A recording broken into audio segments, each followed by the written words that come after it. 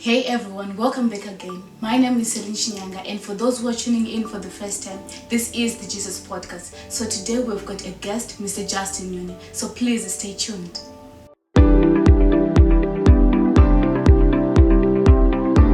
So I'm just gonna give a brief introduction about Mr. Justin. He wrote books such as The Black Poverty, which is the book we're going to talk about today. Then The Kingdom CEO, Lee Kuan Yew's Legacy, and Standalone. So, Mr. Justin, can you tell us a bit more about yourself and also what inspired you to write the book Black Poverty? Alright, thank you, Celine. My name is Justin Nyoni. I'm 40 years old. I was born in Chinhoyi, Zimbabwe. Yeah, and I'm the author of Black Poverty. I've written 10 books now. Wow. So I started writing 2020. That's when I started writing. So I'm a Christian. So my aim was to bring in because I had a dream first. That's how I started writing. Okay. So I had a dream. Since it's a Christian podcast, I would say. So I had a dream, and in the dream, Prophet Makandu appeared, and he's like, "You need to start writing," something like that. So after that, that was before 2000. I think that was in 2014. So then I began to read, began to study, because my background is I went to university, I studied accounting, 2003. It's quite a long time ago, I know, for you guys. So 2003, I studied accounting. I didn't finish, I left in my second year. And then, but I was an avid reader, I've always been a reader. Okay. And I had a good education, I went to a really, really nice school. So 2003, I just started accounting at Bulawayo Solusi University. I left in my second year, I started a business. I was very passionate about private equity, which is like, a finance business. So I've always been a reader. So fast forward maybe 10 years later, that's when I joined UFI, and I was still in Harare at the time. And then from that on, then I came back to Australia, and that's when I had the dream. And when I had the dream, that's when I started writing. So I started drafting notes, things that I thought of. So my initial vision was to take Prophet Emmanuel Makandu's teachings and because I had so much experience in business, right? And I'd been to university to study a business degree. I'd met so many business leaders in Harare, in Zimbabwe, Harare, the capital in Zimbabwe. So I met some really successful guys. I was mentored by one of the cabinet ministers during the Robert Mugabe government. That's back in, so for those who remember. So I received a lot of mentorship from CEOs, from people who were successful at the time. So given the fact, taking the fact that I loved God. Since I was a kid, I was born again, I was 13. I've been reading the Bible all my life. I was passionate about God. I actually wanted to be a pastor. So that's where the business and the God things just merged into one. So what I wanted to do was to bring a Christian message to the business arena, or bring Christians into the business sphere. So merging the two things. How can I get God's principles and merge them with business principles? So that was my whole initial thing. Okay. But as time went on, like what happens with everything, your purpose gets more refined. You get smarter, you get to know more things, and God begins to reveal more of what you should be doing. So I began to be pushed towards more looking at the national poverty. Given the fact that in Zimbabwe, we went through a very difficult financial situation. So if you look at Zimbabwe was I was talking about it yesterday. Zimbabwe was probably the second richest country in Africa in 1980. So fast forward 2017, Zimbabwe collapsed economically. So Black Poverty, basically going to the book, Black Poverty was about why are Black people, African people, the poorest people in the world, right? So whichever measure you use, whether you look at, so there's the complicated economic stuff, where there's a way that smart people measure how people are wealthy, right? Okay. Everyone knows, cars, but there's a way that economists measure wealth. And when you look at the wealth of the Americans, the Japanese, the Asian people, Indians, basically Africans are the poorest people in the world. Yes. But so the more I began to ask why. Why is it that we're the poorest people? The why question. Exactly. Like, did God make us this way?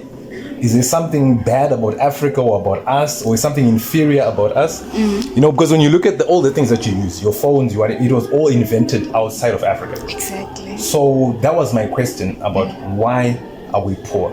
And I began to read and I began to study. So that's when I, during the times I was reading or studying, so it's been a lifelong study, but when I got to 2020 during COVID, I stumbled on a book by a man called Lee Kuan Yew.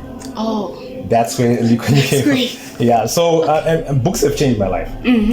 Because, so when I came to that particular book, Lee Kuan Yew is the first prime minister of Singapore, right? Singapore is a country in Asia, right? Yeah. So Singapore, he was 35 when he became prime minister.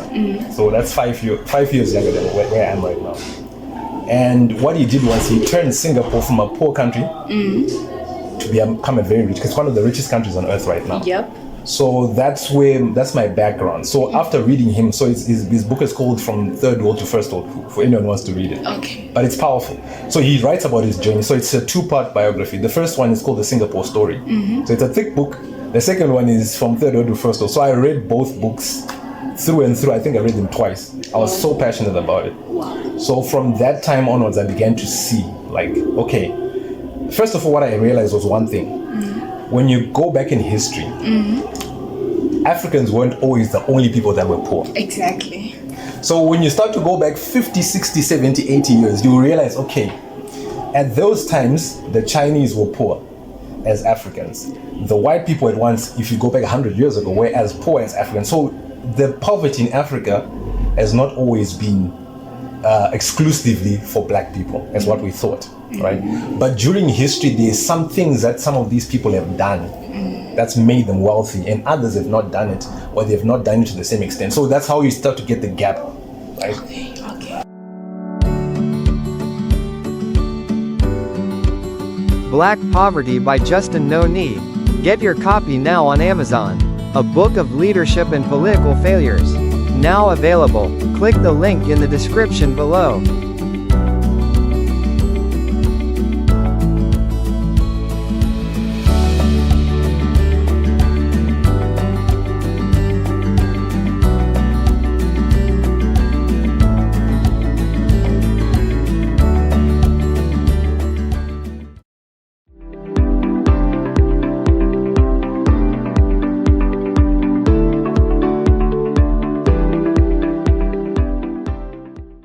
So you told us about the book and why you decided to write such a book. So in your epigraph, you stated Deng Xiaoping, an architect of China's economic reforms.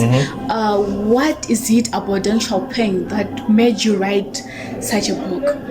Okay, that guy if you look at what China is right now, China in 1980, we were probably Zimbabwe was 3 times as richer than China. Okay. China was poor. China in the 1950s, 50 million people died of hunger. Wow. In China. Like, I'm talking about hunger, not war. Oh, that's a lot. So China was seriously poor. That man Deng Xiaoping, he became the leader of China around about 1980s. So he began to turn around China. And right now, the China that we see today, which is the second largest economy in Africa, they're probably the richest people in the world. Yeah. We all know everything is made in China. Yeah. But that was because of that man. He was a short man, 5 foot something, so that makes him probably much shorter than me. But he was a giant. He was probably the greatest leader of the 20th century. Yeah, so that's why he's another guy who inspired me. Okay, so I guess thanks to what's his name? Deng Xiaoping. Yeah, exactly. Deng Xiaoping, exactly. So you said on page 20, we're not fighting poverty. We're fighting the systematic restrictions of wealth and hope. Is there a world beyond this that one, and let's say just most people are not seeing? Yeah, it's because, look, it's not about, see, you can work hard and get educated, but if you are in a system that's working against you, then it doesn't matter how hard you work, right? You can work hard, and somebody can be in a different country. Let's say somebody's born like you, they're 18 years old, they study the same thing. Do you know that you're paid differently if you're in the United States right now doing what you're doing today? Yeah. You've got a podcast in the United States doing today. Even the amount that you're paid by Facebook for the views is different. Yes, I've seen. Exactly. So it means we are working as equally as hard as the guy in the United States. You are as smart, even smarter. But when it comes to getting paid for the same thing, you're getting paid less. And it's not Facebook's fault. Why? Because the Facebook thing is looking at what's the value of the audience. How much money does your audience have to spend on advertising? Okay. So that goes back to the country that you're in. Has the country done things to make sure that whatever you do, the country is prosperous and people have got money? And when more people have got money, their views matter more and are of more value. Okay. So 1,000 views in Singapore, in the United States, is not the same thing as 1,000 views in Africa. Yeah. So my point is, it's not just about your hard work. It's about also where you live. Okay. That determines your prosperity in life. So that's what we're trying to correct, basically. How can we make sure that all of the other places like Zimbabwe, South Africa, have same equal opportunity to somebody in the United States or in the UK? Okay, well, that hit straight hard on the heart. So what do you think is the way forward? And also, what's the most important fact that most people should look at governmentally, financially, economically, mentally, and even spiritually? I think the first thing is to be aware. It starts with us, because everything starts with the individual. You might not see the connection between you and the national thing, but there is a definite connection. It starts with your attitude, right? As a person. It starts with the African attitude as an individual. Because there's no such thing as a country. It's a collection of individuals. If you decide to do something right, if you decide to work hard, whatever you're doing, the value that you're doing, like this podcast right now, we are creating value. It's something that was not there before, right? So we've taken an action to create value, and this value is an economic value. Right? So if you decide to do this 1,000 times, you've just decided to do it. I joined because you called me here, right? So you've created an asset, you've created a value. This is what wealth is. So it's about individual action. What are you doing? How much work are you putting into adding value to yourself? So now when we take one Celine and we take 1,000 Celines, you can see how we're starting to get wealthier. And we take 1,000,000 Celines who are working hard, who are smart, who are researched, who are doing the latest thing. Then you can see how even the national thing starts to grow, but it starts with the individual. So that's what I can say to people who might think like, oh, this stuff is like beyond me. No, it starts with me. How can I start to add value to myself, right? And when we add value to ourselves, then, for example, my book, I've had somebody from India send me a message. Justin, thank you for your book. India, I've never been to India. But because I created something, somebody consumed it from across the world. Wow. You see, that's the value that we create, right? And that person now knows Zimbabwe because of me, right? So if what we are doing now and 1,000,000 other people are doing the same thing. So it starts with the individual. Okay. Right? That's basically what I'm saying. It starts with how you think, how you look at the world, how much you read, how much you know, how hard you're working, how open you are, how much you're open you are to using what you have. That's basically where it starts, and then we can go from there, right?